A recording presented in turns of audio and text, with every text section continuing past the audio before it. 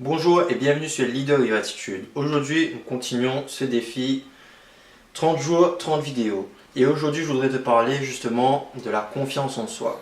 La confiance en soi, c'est quelque chose de primordial si tu veux réussir. Il faut que tu travailles cette confiance en soi.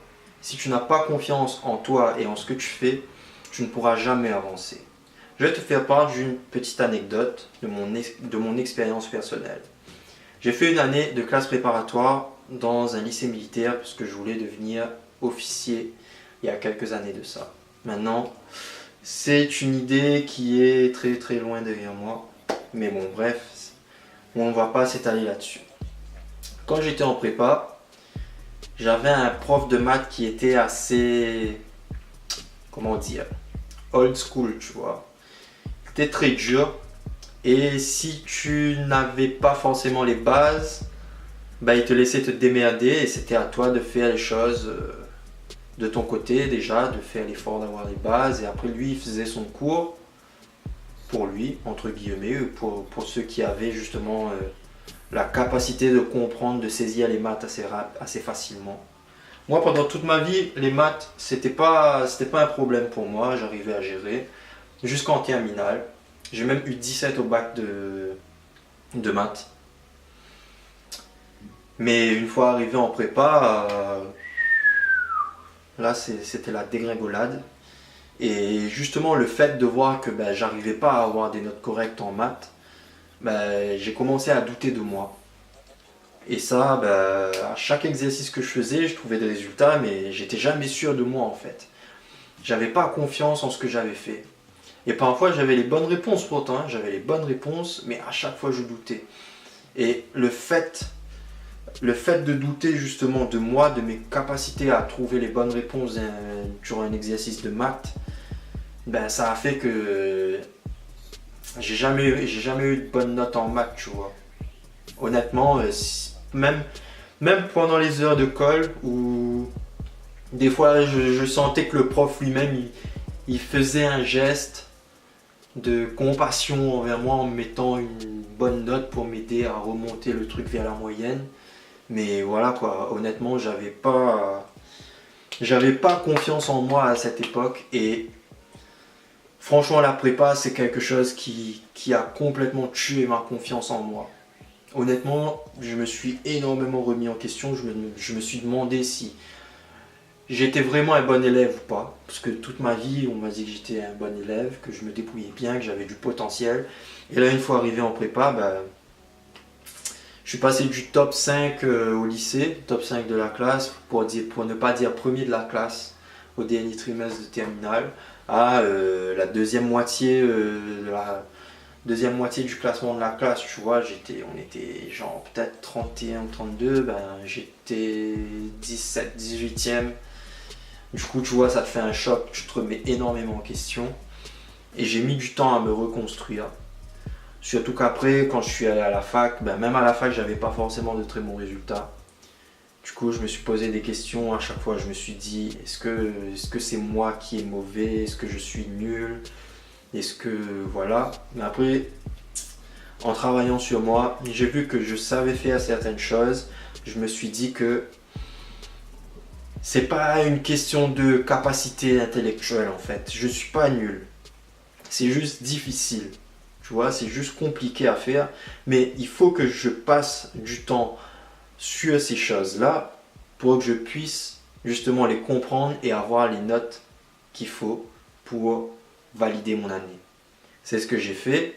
Et du coup, je suis passé de 8 de moyenne au premier semestre de ma L2 d'éco-gestion à 12 de moyenne. Tu vois, tout simplement parce que au départ, ben, c'était une façon différente de travailler. Quand j'étais en prépa, on faisait énormément de dissertations. On avait des cours de maths, on avait des cours d'économétrie, entre guillemets. Ouais, c'était l'économie approfondie avec des maths, tout ça. Enfin, des cours de microéconomie plutôt. Mais voilà quoi, alors qu'une fois arrivé en éco-gestion, j'avais vraiment des trucs mathématiques à calculer quoi. Tu vois, si tu me parlais des théories économiques, tout ça, j'aurais pu mieux me débrouiller. Mais là, on me demandait de calculer justement des balances commerciales,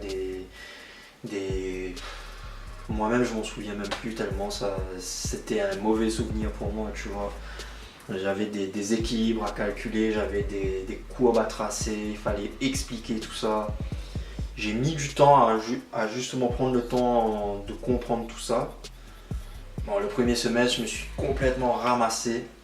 J'ai eu 8,5, 8 de moyenne, un peu plus de 8 de moyenne au premier semestre de ma L2.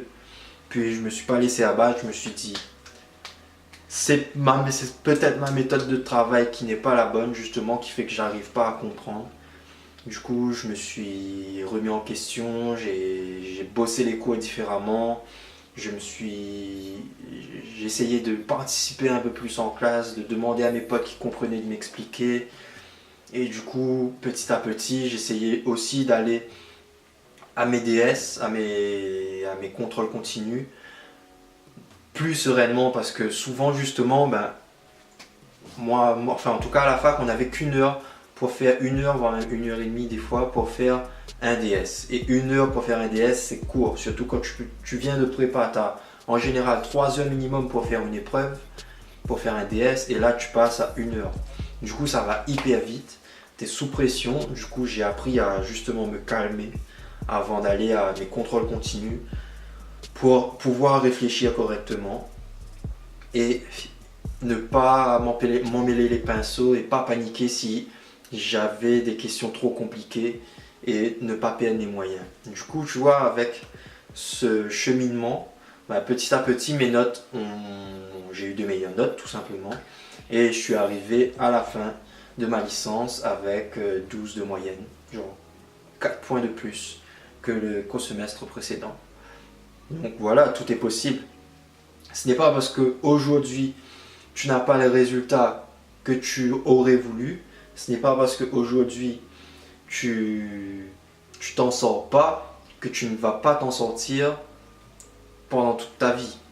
Tout simplement, attends, je vais faire un truc 2 minutes. Enfin 2 secondes plutôt, voilà. Là, ça sera peut-être mieux au niveau de l'image. Bref, qu'est-ce que je disais? Oui, ce n'est pas parce que tu n'as pas les résultats que tu veux aujourd'hui que tu es un raté. Ce n'est pas parce que dans tes études, c'est pas parce que tu n'as pas réussi tes études que tu es un raté. Tu vois, tu es capable de faire des choses. C'est juste que pour ce truc-là, il te fallait peut-être un peu plus de temps où la personne qui t'a enseigné ce truc ne l'a pas fait de la bonne façon. Parce que nous ne sommes pas tous réceptifs de la même façon en fonction des profs, tu vois. Par exemple, en première et en terminale, j'avais un prof. Sa façon de travailler me correspondait parfaitement. Au final, une fois que je rentrais chez moi après son cours, j'avais pratiquement pas besoin de relire le cours. Genre, j'ai jamais appris un seul théorème quand j'étais en première et en terminale. Et au final, je réussissais pratiquement tous mes contrôles. Donc voilà. Des fois, le problème peut venir de toi, mais il peut venir des autres aussi. C'est pas parce que tu comprends pas quelque chose que le problème vient de toi. Donc voilà, essaye de travailler sur ta confiance en toi, tout simplement. Et surtout pour travailler sa confiance en soi, il ne faut pas être trop exigeant envers soi-même au début. Tout simplement parce que si tu mets la barre trop haute, forcément tu ne vas pas atteindre ton objectif et tu vas croire que tu n'es pas capable de le faire. C'est comme quand tu fais de la course à pied en fait.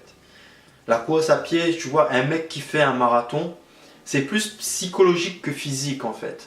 Parce que tous les gens qui font un marathon, ils souffrent, ils ont mal, c'est obligé. Tu ne peux pas faire un marathon comme si c'était une promenade de santé.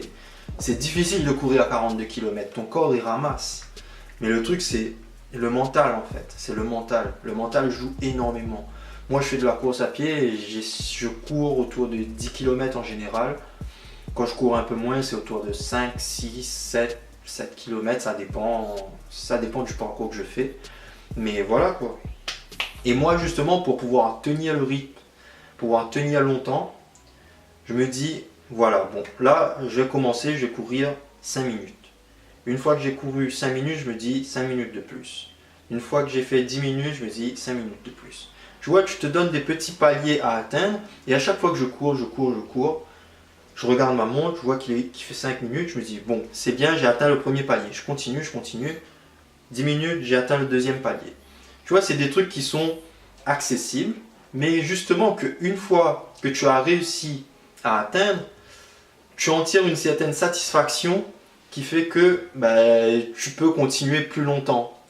Après, jusqu'à arriver à un moment où vraiment ton corps il n'est pas habitué à cet effort, du coup tu ne pourras pas aller plus loin.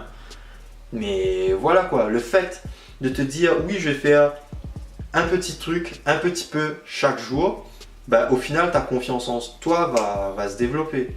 C'est sûr que si tu te lances sur une chaîne YouTube par exemple, comme moi je le fais en ce moment, et je me dis bon, je me donne un an pour avoir 100 000 abonnés, faire des vidéos de malade avec des animations de fou et tout, alors que je maîtrise zéro logiciel de montage, je connais que dalle. C'est sûr qu'au bout d'un an, c'est difficilement atteignable, tu vois. C'est pas impossible parce que chacun a sa capacité d'apprentissage. Il y a des gens qui arrivent très bien à faire ça, mais beaucoup de gens ont besoin d'énormément de temps pour saisir et apprendre ce genre de choses. J'ai un ami à moi, il arrive justement à bien gérer les logiciels de montage vidéo et photo. Le mec il fait des trucs il fait un travail vraiment de qualité, tu vois. Et le mec, ça fait des années qu'il bosse là-dessus. Hein. Ça fait des années qu'il joue avec Photoshop, tout ça, qu'il joue avec Adobe Premiere et tout. Le mec, je le connais depuis la 5e, si je crois, si je me trompe pas, ouais, 5e. Le mec, déjà en 5e, il commençait à bidouiller des trucs sur Photoshop et tout ça, tout ça. D'ailleurs, si tu te reconnais, Stéphane, big up et franchement, lâche pas. Lâche pas ce que tu fais parce que franchement, tu as un petit talent dans ce que tu fais et il faut continuer sur cette voie. On a tous un talent et il faut juste le trouver en fait. Et la confiance en toi viendra avec le temps. Il faut que tu arrives à te fixer des petits objectifs, de les atteindre et une fois que tu les as atteints, tu te fixes la barre toujours un petit peu plus haut. Tout simplement. Comme la course à pied.